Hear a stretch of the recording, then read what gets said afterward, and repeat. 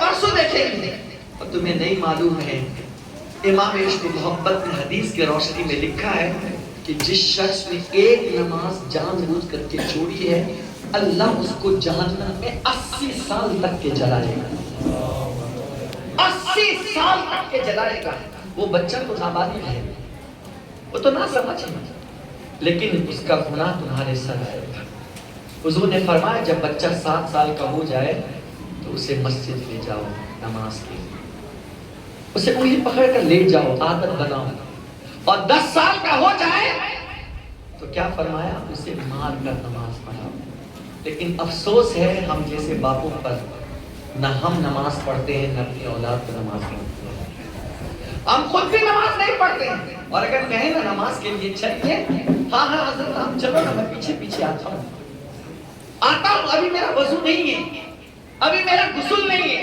वो कुत्ता आ गया था बगल से, टच कर दिया, इसलिए नमाज नहीं पढ़ रहा। अल्लाह के बंदो, ये सारे रास्ते और ये सारे बहानेबाजी क़यामत में चलने वाले नहीं है, इसलिए कि अल्लाह तो सब कुछ जानता है ना। कुरान कहता है इन्नल्लाह काना अलैकुम रक़ीबा, अल्लाह ताला तुम पर कड़ी निगहबानी कर रहा है। अल्लाहु अकबर, वो सब कुछ देखता है। और आज तुम कहते हो मेरे पास अल्लाहु अकबर टाइम नहीं है। जब क़यामत में खाली हाथ खुदा के बारगाह में जाओगे, तुम्हारे पास नामे अमाल नहीं होगा, नेकियां नहीं होगी, तो उस दिन पछताने के अलावा कुछ भी नहीं होगा। इसलिए आज वक्त है, अपनी भी तरबियत करो और अपने औलाद के हवाले से भी उनको समझाओ, उन्हें बताओ। कुरान कहता है वसारिउ इला मग़फ़िरतिन मिन रब्बिकुम व जन्नतिन अर्दुहा अस्समावातु वल अर्द उइद्दत लिल मुत्तक़ीन।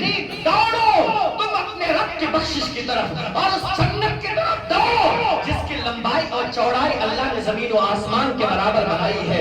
और इस जन्नत को उइद्दत लिल मुत्तक़ीन, अल्लाह ने मुत्तक़ियों के लिए तैयार कर रखी है। मेरे प्यारे आका अलैहिस्सलाम के प्यारे दीवारों, अपनी औलाद की तरबियत करो। आप अपने बच्चों के बारे में सोचो, उसकी आखिरत के बारे में सोचो, वरना क़यामत के दिन सिवाय अफसोस के कुछ भी नहीं होगा। हज़रत बाबा फरीदुद्दीन गंजे शकर का वाक़या कौन नहीं जानता है। जब उनकी माँ ने कहा था बेटे तुम नमाज पढ़ने के लिए जाओ, तो माँ से कहते हैं अल्लाहु अकबर कि अम्मी अगर मैं नमाज पढ़ूंगा तो मुझे अल्लाह क्या देगा, मुझे इसके बदले में क्या मिलेगा। तो चूंकि आपको बहुत ज्यादा शक्कर और मीठी चीज पसंद थी, आज भी हमारे घर के अंदर हमारे बच्चों को कुछ न कुछ पसंद है, कुछ न कुछ चीजें पसंद है। खाने में कोई चीज पसंद है या पीने में कोई चीज पसंद है, माकुलात में कोई चीज पसंद है या मशरूबात में कोई चीज पसंद है, कुछ न कुछ हर एक की पसंदीदा चीजें होती है। उस जमाने में भी हज़रत बाबा फरीदुद्दीन गंजे शक्कर को मीठी चीज पसंद थी, आप शक्कर पसंद फरमाते थे। तो माँ ने देखा कि मेरे बेटे की दिलचस्पी इसी के अंदर है, तो माँ ने बरजस्ता कहा बेटे अगर तू खुदा की बारगाह में नमाज पढ़ेगा तो मेरा रब इसके एवज में तुझे शक्कर अता फरमाएगा। कहा अल्लाह मुझे शक्कर देगा, कहा हाँ मेरे बेटे अल्लाह तुझे शक्कर अता फरमाएगा। कहते तब तो मैं नमाज पढ़ूंगा। आप जैसे ही वजू के लिए तशरीफ ले जाते हैं, माँ मुसल्ला बिछाती है और उसके नीचे जो है चंद तकरे और चंद दाने शक्कर के रख देती है। जब बच्चा नमाज पढ़ता है, कहा माँ मेरा शक्कर कहाँ है, तो कहते मुसल्ला उठा बेटे तेरे लिए अल्लाह शक्कर मौजूद रख दिया है। जब उठाते ही शक्कर देखते हैं, फिर से कैफियत बदल जाती है, फिर दूसरी नमाज का इंतजार करते हैं। हर रोज आपकी वालिदा मुसल्ला बिछाती थी और उसके नीचे शक्कर रख दिया करती थी। कुदरत का करिश्मा ये हुआ, एक दिन अपने घर से जुदा हो गए, चंद साथियों के हमरा खेल रहे थे। जैसे ही नमाज का वक्त आया, आपने अपने साथियों से कहा बच्चों साथियों आओ चले नमाज पढ़ते हैं। अल्लाह की बारगाह में अगर तुम भी नमाज पढ़ोगे, जिस तरह मेरा रब मुझे शक्कर अता फरमाता है, इसी तरह अल्लाह तुम्हें भी शक्कर अता करेगा। अल्लाहु अकबर। माँ को पता नहीं कि मेरा बेटा कहाँ है, कहीं ऐसा न हो मेरा बेटा नमाज के लिए जाए, अल्लाहु अकबर, और वो नमाज पढ़े और उन्हें शक्कर मयस्सर ना हो, तो अल्लाह से रास्ते टूट न जाए, अल्लाह पर भरोसा खत्म न हो जाए, अल्लाह पर एतमाद खत्म न हो जाए, अल्लाह पर यकीन खत्म हो जाए। इधर माँ मुसल्ले बिछा करके अपना सर सजदे में रख करके अल्लाह से दुआ करती है, ऐ अल्लाह मेरे बेटे के इस हुस्न ज़न को बरकरार रख, ऐ अल्लाह मेरे बेटे का ख्याल रखना, मेरे बेटे के हवाले से سے، تو ہی محافظ ہے، تو ہی کفیل ہے اللہ کو حفاظت کرنا۔ میرے پیارے آقا علیہ السلام کے پیارے دیوانوں، ادھر دعا کر رہی ہے، ادھر حضرت بابا فرید الدین گنج شکر رحمت اللہ تعالیٰ علیہ نماز کی تیاری کر رہے ہیں اور خود ہی نماز پڑھاتے ہیں۔ اور جب نماز پڑھا لی تو کہا تم اپنے اپنے مصلے چادر اٹھاؤ، اللہ تمہیں شکر عطا کرے گا، اور جیسے ہی اٹھاتے اللہ نے سب کو شکر بھی عطا۔ سبحان اللہ، یہ تربیت کا نتیجہ ہے، یہ تربیت کا نتیجہ ہے۔ ہم لوگ سب کچھ تو کرتے ہیں لیکن تربیت نہیں کرتے ہیں۔ بچوں کے فیوچر کے بارے میں مجھے ایک عالم دین کا وہ جملہ بہت یاد ہے، جب سے میں نے ان کی زبانی سنی تھی آج تک میرے دل میں وہ بسا ہوا ہے۔ وہ کہتے ہیں کہ مجھے اسلام کی بنیادی چیزیں، میں نے کسی مدرسے میں نہیں پڑھی، میں نے اسلام کی بنیادی چیزیں میں نے اپنی ماں سے سیکھی، سبحان اللہ، اپنی ماں سے۔ اور پھر وہ خود ہی بتاتے وہ کیسے، کہتے ہیں کہ جب میری امی نماز پڑھنے کے لیے بیٹھتی تھی تو ہم باہر کھیلتے رہتے تھے، اور جیسے ہی نماز پڑھ لیتی تھی ماں ہم کو بلاتی تھی اور ہم سے پوچھتی تھی کہ بیٹے بتا تیرا رب کون ہے۔ تو اگر ہم پہلی مرتبہ جواب نہیں دے پاتے تھے تو ماں بتاتی تھی کہ تیرا رب اللہ ہے۔ پھر پوچھتی تھی بتا بیٹے تجھے کون کھلاتا ہے، تو کبھی کبھی ہم کہہ دیتے تھے آپ کھلاتے ہیں امی، ابو کھلاتے ہیں، فرق کہتے نہیں ہم کو بھی کون کھلاتا ہے، تو کہتے ہیں آپ کے پاپا کھلاتے ہیں، کہا نہیں ہم سب کو کھلانے والی ذات اللہ کی ذات ہے، یہ عقیدہ رکھو۔ پھر پوچھا تم نبی، تمہارے نبی کا نام کیا ہے، کہا امی نہیں پتا ہے، مصلی پر بیٹھ کر کہتی ہے بیٹے تم اپنے نبی کا یہ نام ہے اسے یاد رکھو۔ کہاں پیدا ہوئے، مکہ شریف میں، کہاں وصال ہوا، مدینہ طیبہ میں، کتنے سال کے تھے، اتنے سال کے تھے، اور اس کے بعد پوچھتے تھے بیٹے بتا چاروں خلیفہ کون ہیں، نہیں آتا تھا تو امی ہمیں سکھاتی تھی کہ پہلے نمبر کے خلیفہ ابو بکر صدیق ہے، دوسرے نمبر پر عمر فاروق ہے، تیسرے نمبر پر عثمان غنی ہے، چوتھے نمبر پر مولا مشکل کشا ہے۔ اس طریقے سے ساری چیزیں اسلام کی بنیادی چیزیں ہمیں بتاتی تھی، اور جب ایک نماز پڑھ کر کے ہمیں سمجھا دیا اور جب دوسری نماز کے لیے بیٹھتی تھی پھر ہمیں ماں بلاتی تھی اور پھر وہی سوالات ہم سے ریپیٹ کرتی تھی، کچھ چیزیں ہم جواب دے دیتے تھے اور کچھ نہیں دے پاتے تھے تو ماں دوسری نماز میں کریکشن کر دیتی تھی، پھر تیسری میں پوچھتی تھی۔ اسی طرح چند ہفتوں کے اندر اسلام کی ساری بنیادی چیزیں ہم نے سیکھ لی تھی، ہمیں کسی مدرسے میں جا کر کسی معلم سے سیکھنے کی حاجت نہ پڑی، ہم نے بنیادی چیزیں ہم نے اپنی ماں سے سیکھ رکھی تھی۔ لیکن یہ کب ہوتا ہے جب ماں موبائل اور سیریل اور پکچر چھوڑ کر کے خود مصلی پر بیٹھ کر نماز پڑھتی ہے اور کھڑے ہو کر نماز ادا کرتی ہے اور اپنے بچے کو سکھانے کی کوشش کرتی ہے، تب جا کر کے انقلاب پیدا ہوتا ہے۔ ورنہ اگر خود ہی ہم بے راہبی کے شکار ہو گئے، باپ ایک طرف بیٹھ کر موبائل چلا رہا، ماں ایک طرف بیٹھ کر پکچر دیکھ رہی، باپ ایک طرف بیٹھ کر پکچر دیکھ رہا، ماں ایک طرف بیٹھ کر سیریل دیکھ رہی، تو بچہ کبھی غزالی نہیں پیدا ہوگا، بچہ نچنیا ہی پیدا ہوگا۔ لیکن اگر ماں فاطمہ ہوگی تو بیٹا حسن بھی پیدا ہوگا، بیٹا حسین بھی پیدا ہوگا۔ نعرہ تکبیر، نعرہ رسالت، نعرہ حیدری۔ اس لیے اولاد کی تربیت کے لیے پہلی چیز ہے خود ہم منظم ہو جائے اور پھر اپنے اولاد کی تربیت۔ تو کہا پہلی چیز جو ہمیں اپنے اولاد کو سکھانی ہے وہ ہے عقیدہ۔ قرآن نے لکھا ہے، میں اپنی طرف سے نہیں کہہ رہا، وَإِذْ قَالَ لُقْمَانُ لِابْنِهِ وَهُوَ يَعِظُهُ يَا بُنَيَّ لَا تُشْرِكْ بِاللَّهِ إِنَّ الشِّرْكَ لَظُلْمٌ عَظِيمٌ، بے شک شرک بہت بڑا ظلم ہے۔ دوسری چیز اولاد کو سمجھانی ہے وہ کیا، قرآن کہتا ہے وَوَصَّيْنَا الْإِنسَانَ بِوَالِدَيْهِ، ہم نے انسان کو ان کے ماں باپ کے حوالے سے وصیت کی۔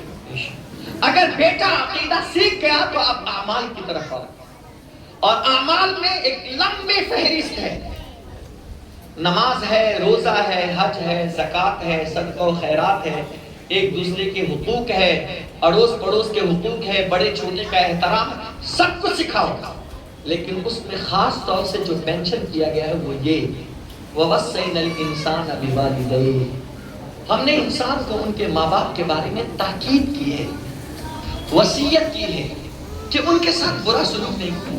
مولا کیا کیا انہوں نے جو تاکید کر رہا ہے؟ تو قرآن کہتا ہے حملتہ امہ وہنا علی وہن، تیری ماں نے تجھے اٹھائے پھرتی تکلیف پر تکلیف برداشت کر کے۔ جب تو ماں کے پیٹ میں تھا، ماں کو جو درد اور تکلیفیں واقع ہوتی تھی، وہ تکلیف بخوشی ایکسپٹ اور قبول اس لیے کر لیتی تھی کہ تو دنیا میں آنے والا ہے، تو دنیا میں آنے والا ہے۔ وہ تکلیف پر تکلیف، مصیبتوں پر مصیبت وہ جھیلتی رہی۔ اور آگے فرمایا وَفِصَالُهُ فِي عَامَيْنِ، اور جب تو پیدا ہو گیا نا تو پھر 2 سال تک کے ماں تجھے دودھ پلاتی رہی، اس کا چھوڑانا 2 سال ہے۔ وَالْوَالِدَاتُ يُرْضِعْنَ أَوْلَادَهُنَّ حَوْلَيْنِ كَامِلَيْنِ، مائیں اپنے بچے کو مسلسل 2 سال دودھ پلائے، اس کے بعد دودھ پلانا جائز نہیں ہے باختلاف۔ امام اعظم کے نزدیک 2.5 سال تک ہے، لیکن جو جمہور ہمارے یہاں مفتہ بھی قول ہے وہ 2 سال کا ہے، 2 سال تک کے دودھ پلائے۔ ٹھیک، رضاعت کے سلسلے میں 2.5 کے اندر تک رضاعت ثابت ہے، 2.5 کے بعد اگر کوئی کسی کو دودھ پلا تو رضاعت ثابت نہیں ہے۔ تو کہا ماں کے بارے میں اور باپ کے بارے میں ہم نے تاکید کی۔ وَفِصَالُهُ فِي عَامَيْنِ، اور اس کا دودھ چھڑانا 2 سال تک ہے۔ مولا کیوں؟ اَنِشْكُرْ لِي وَلِوَالِدَيْكَ، تاکہ وہ میرا بھی شکریہ ادا کرے اور اپنے ماں باپ کا بھی احسان مانے۔ اور اگر ایسا نہیں کرے گا تو پھر اسے کہو، اپنی اولاد کو بتاؤ اِلَيَّ الْمَصِيرُ، اے میرے بچے اگر تو ایسا نہیں کرے گا تو تجھے رب کی طرف پلٹ کر کے جانا ہے، اللہ کو حساب دینا ہے، اللہ کی بارگاہ میں جواب دہی ہے۔ اور جب یہ بات بچپن سے ہم اپنے بچوں کو سکھائیں گے نا تو کبھی نہ تو چوری کرے گا، نہ ڈکیتی کرے گا، نہ ظلم کرے گا، نہ اس کے علاوہ کچھ اور۔ اس کے ایک آیت چھوڑنے کے بعد پھر اعمال کی طرف ہی نصیحت دی، یا بنی انہا ان تکو مثقال حبہ، کہ اے میرے بیٹے اگر تو رائی کے دانے کے برابر بھی اگر تو گناہ کرے نا، چاہے فتکن فی السماء فی صخرۃ او فی السماء او فی الارض، او کما قال اللہ تعالی، چاہے تو کسی چٹان کے پیچھے چھپ کر کرے یا آسمان میں کرے یا زمین کی تہ میں کرے، یأتی بہا اللہ اس گناہ کو تیرے سامنے لائے گا میرے بیٹے۔ اس نے کبھی گناہ، یہ نصیحت کرو، یہ سمجھاؤ، اور اس کے آگے یا بنی اقیم الصلاۃ وامر بالمعروف وانہی عن المنکر، اے میرے بیٹے نماز قائم کرو، بھلائی کا حکم دو، وامر بالمعروف، بھلائی کا حکم دو اور برائی سے روکو۔ اس کے بعد والی آیت میں ہے وَلَا تُسَعِّرْ خَدَّكَ لِلنَّاسِ وَلَا تَمْشِ فِي الْأَرْضِ مَرَحًا، کہ اے میرے بیٹے جب تو کسی سے ملاقات کرنا، کسی سے مل تو مسکرا کر ملا کر، چہرے چڑھا کر ملا نہ کر۔ یہ نصیحت کرو اپنی اولاد کو، بڑوں کا احترام سیکھو، اس لیے کہ حضور نے فرمایا مَن لَمْ يَرْحَمْ صَغِيرَنَا وَمَن لَمْ يُعَظِّمْ كَبِيرَنَا فَلَيْسَ مِنَّا، جو چھوٹوں پر رحم نہیں کرتا اور بڑوں کی تعظیم نہیں کرتا، سرکار فرماتے وہ ہم میں سے ہے ہی۔ یہ بچوں کو نصیحت کرو، یہ سمجھاؤ کہ باپ کا درجہ کیا ہے، ماں کا درجہ کیا ہے، بھائی کا درجہ کیا ہے، بڑوں کا احترام کیا ہے، چھوٹوں کا شفقتیں کیا ہے، یہ سکھاؤ تاکہ آپ کا بچہ کبھی گستاخ نہ ہو سکے۔ جب اپنے ماں باپ کے بارے میں گستاخی کبھی نہیں کرے گا تو وہ انبیاء اور صدیق شہداء کے بارے میں کبھی گستاخی کا سوچے گا ہی نہیں۔ ورنہ اگر آپ نے صحیح تربیت ابھی نہیں کی تو کبھی کبھی تمہاری ہی گستاخی نہیں، وہ کہیں آگے بڑھ کر صحابہ تک نہ پہنچے، اہل بیت اطہار تک نہ پہنچے۔ اور آج کر رہے ہیں لوگ، کہاں تک گستاخی پہنچ گئی ہے، کیونکہ تربیت ہماری صحیح نہیں ہے۔ اگر ہم نے شروع میں بتا دیا ہوتا بیٹے صحابہ کے بارے میں کبھی زبان نہ کھولنا۔ مجھے اب بھی یاد ہے جب ہم فیض الادب پڑھ رہے تھے، اس وقت ہمارے استاذ نے کہا تھا بیٹے یہ جو آخری صفحات میں مشاجرات صحابہ کے حوالے سے جو باتیں لکھی ہوئی ہے نا، بس اتنا سمجھ لو کہ صحابہ کے آپس میں جو کچھ بھی معاملات ہوئے ہیں اس میں کلام کرنا، اس میں باتیں کرنا، اس میں پڑھنا، یہ ہم سب کے لیے حلال نہیں ہے، حرام ہے۔ جب بھی یہ بات آئے تم سب ہاتھ پلٹ دیا کرو، اس کے بارے میں گفتگو نہ کیا کرو، زبان پر نہ لایا کرو، اس لیے کہ اللہ نے سارے صحابہ کے ان کے آپس میں جو بھی معاملات ہوئے اللہ نے سب کو معاف کر دیا ہے۔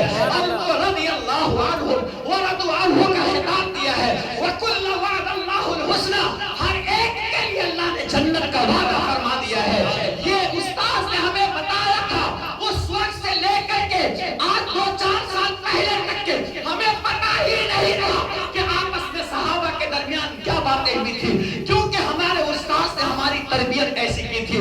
اگر ہم باپ ہو کر کے، اگر ہم ماں ہو کر کے اپنے بچے کو بتائیں اس کائنات میں سب سے افضل اگر کوئی ہے تو وہ مصطفیٰ جان رحمت ہے، چاروں خلیفہ میں سب سے افضل اگر کوئی ہے تو وہ صدیق اکبر ہے، انبیاء کے بعد اور ملائکہ رسول کے بعد اس کائنات میں آدم کی امت سے لے کر کے قیامت تک کے لیے سب سے افضل اگر کوئی انسان ہے تو وہ صدیق اکبر کی ذات ہے۔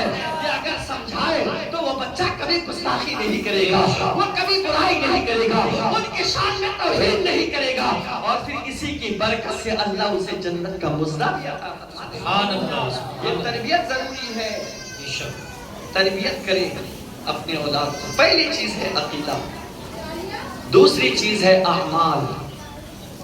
عقیدہ، پہلے عقیدہ سکھاؤ، نمبر 2 اعمال، نمبر 3 اصلاح باطن، دل کی صفائی۔ دل کی صفائی، بیٹے اپنا دل گندا مت کر، اس لیے کہ حضور نے فرمایا جسم کے اندر ایک لتھڑا ہے گوشت کا، اذا صلحت صلح الجسد کلہ واذا فسدت فسد الجسد کلہ۔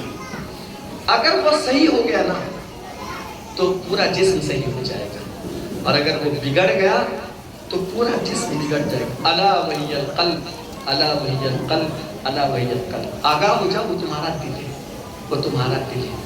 اور انسان بگڑتا کیوں ہے؟ دل کے بگڑنے کی وجہ سے۔ انسان سدھرتا کیوں ہے؟ دل کے سدھر۔ یہاں مجھے مولانا روم علیہ رحمہ کا ایک واقعہ، یعنی آپ کی لکھی ہوئی حکایت یاد آ رہی ہے۔ میں نے اکثر جگہ پر تربیت کے حوالے سے یہ بات کہی ہے۔ ایک گاؤں ہے، اس گاؤں میں ایک کنواں ہے، اور اسی کنویں سے سارے لوگ پانی نکالتے تھے اور پیتے تھے، کپڑے دھوتے تھے، کھانا بناتے تھے۔ اتفاق ایسا ہوا، ایک دن اس کنویں کے اندر ایک کتا گر گیا۔ جیسے کتا گرا، اب لوگ کیا کریں؟ علماء سے مسئلے پوچھنے لگے۔ کسی نے کہا اتنے ڈول نکالو تو کنواں پاک ہو جائے گا، کسی نے اتنے ڈول نکالو تو پاک۔ ایک عالم نے کہا کہ کتا اگر گر گیا ہے، لعاب اگر لگے ہوں گے تو سارا پانی ناپاک ہو گیا ہے، نکال دو۔ تو کہا ٹھیک ہے۔ جب لوگوں نے پانی نکال دیا تو چونکہ اس میں چشمہ ہے نا، تو نکلتے نکلتے نکلتے پھر سے پانی بھر گیا۔ کہا حضرت کے مطابق تو ہم نے پانی نکال دیا ہے، اب ایسا کرتے ہیں کہ یہ پانی پہلے حضرت جی کو پلاتے ہیں۔ آج کل ایسے ہی تو ہوتا ہے نا، سیکھیں گے بھی مولوی صاحب سے اور سارا ٹوکرا بھی مولوی پر میں ڈالتے ہیں۔ تو کہا پہلا جو ہے نا، پہلا گلاس ہم حضرت میں، تاکہ وہ پی لے تو ہمارا دل بھی مطمئن ہو جائے گا۔ وہ ایک گلاس پانی بھر کر کے گاؤں والے لے گئے حضرت کے پاس۔ جب وہاں گئے اور کہا حضرت آپ نے جیسا بتایا تھا نا پانی نکالنے کا، ہم نے نکال دیا۔ کہا بڑا اچھا کیا آپ نے۔ تو کہا کہ اب کیوں آئے ہو؟ کہا اب ہم اس لیے آئے ہیں کہ ہم یہ چاہتے ہیں کہ یہ پانی پہلے آپ پیے تاکہ ہمارا دل کو مطمئن ہو جائے۔ کہا ٹھیک ہے ہم پی لیں گے، لاؤ۔ جیسے ہی گلاس آپ نے لی اور پانی ہاتھ میں لیا تو پانی کو دیکھا تو اس میں کتے کے بال پڑے ہوئے تھے۔ اس لیے کہتے ہیں پانی دیکھ کر پینا سنت ہے۔ اگر وہ آنکھ بند کر کے پی لیتے نا مولانا صاحب حضرت، تو کتے کے بال بھی حلق میں چلے جاتے ہیں۔ اس لیے ہم کو حکم ہے کہ پانی جب بھی پیو تو دیکھ کر کے پیو، تاکہ موذی امراض سے اور بری چیزوں سے آپ محفوظ ہو سکیں۔ ہم لوگ تو گٹ گٹ گٹ گٹ مارے رہتے ہیں، جب گلے میں پھنستا ہے تب الٹی کرتے ہیں کہ یار کیا کر دیا گلے۔ دیکھنا چاہیے، حضور نے ہمیں فرمایا ہے پانی دیکھ کر پیو، 3 سانس میں پیو، 3 الگ الگ گھونٹ سے پیو، بیٹھ کر پیو، بسم اللہ پڑھ کر کے پیو۔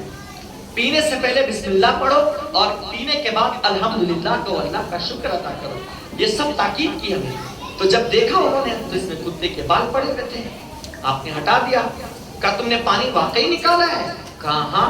کہا نہیں تم جھوٹ بولتے ہو. کہا نہیں حضرت ہم قسم کھاتے ہیں ہم نے پورا پانی نکالا ہے.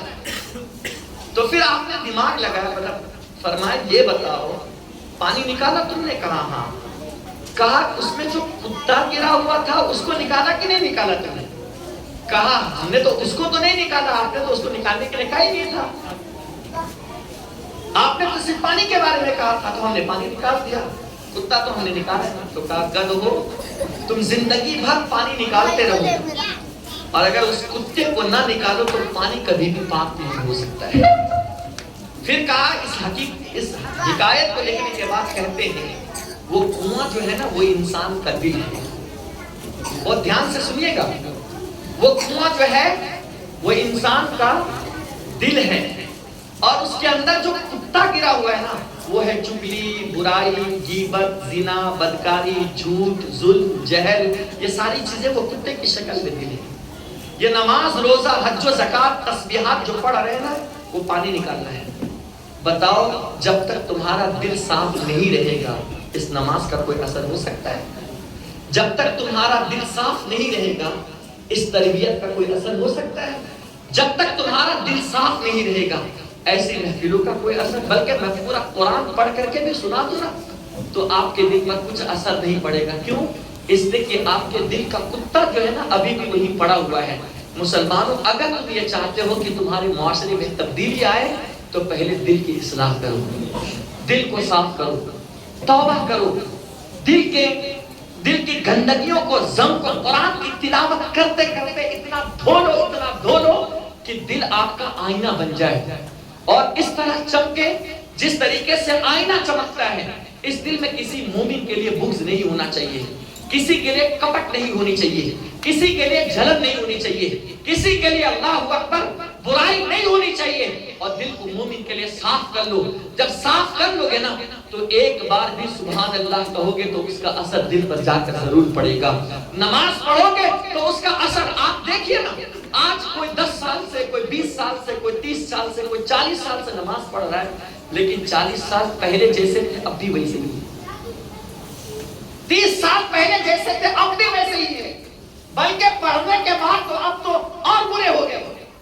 ایک طرف کہتے نمازی ہے اور دوسری طرف جواری ہے, ایک طرف نمازی ہے اور دوسری طرف سب سے بڑا جھوٹ ہے.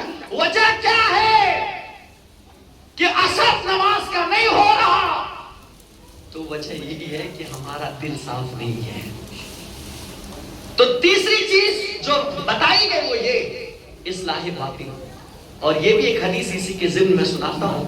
اللہ نہ ہمارے چہرے کو دیکھتا ہے جو فیشیل کرا کر گورے گورے بنتے ہیں نا, اور مائیں بہنیں میک اپ کرا کر کے گوری بنتی ہیں, مجھے معاف دیجیے گا, اللہ اس صورت کو نہیں دیکھتا ہے.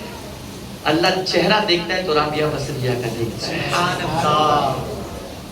ساولی رنگ کی تھی اور چیچک کے داغ تھے. جب وہ گھر سے حج کے لیے نکلتی ہے تو قدم قدم پر 2 رکعت نماز پڑھتی ہے نفل. اللہ نے کہا کعبے سے کہ کعبہ میری محبوب بندی آ رہی ہے تیری زیارت کے لیے لیکن اسے وقت لگے گا, تو ایسا کیوں نہیں کرتا, تو خود اس کی زیارت کے لیے چلا جا. ایسے بناؤ دل اتنا منور ہے کہ کعبہ تمہاری زیارت. اور یہ بھی بتا دوں کعبہ کسی مرد کے لیے چل کر نہیں آیا, کعبہ ایک عورت کے لیے چل کر کے آئے.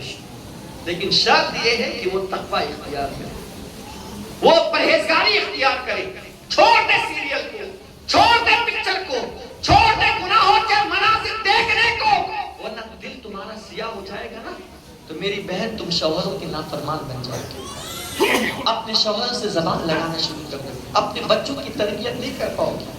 اور حضور کی حدیث سنیے, اللہ ہماری صورت نہیں دیکھتا نہ ہمارا جسم دیکھتا. ان اللہ لا ينظر الى صورکم ولا الى اجسادکم بل ينظر الى قلوبکم او کما قال النبی صلی اللہ علیہ وسلم. اللہ تمہاری صورت نہیں دیکھتا نہ تمہارا جسم دیکھتا کہ تم کتنے حسین ہو, تمہارا کپڑا نہیں دیکھتا کہ تمہارے کپڑے کتنے خوبصورت ہیں, بل ينظر الى قلوبکم, بلکہ اللہ تمہارا دل دیکھتا ہے کہ تمہارا دل کتنا خوبصورت ہے. انسان اللہ کی نظر میں وہ جس کا دل جتنا صاف ہوگا وہ اتنا محبوب ترین ہوگا. اللہ کی نظر میں جس کے دل کی صفائی جتنی زیادہ ہوگی وہ اللہ کی بارگاہ میں اتنا زیادہ مقرب بندہ ہوتا چلا جائے. تو تیسری چیز ہے اصلاح باطن. اب چوتھی چیز ہے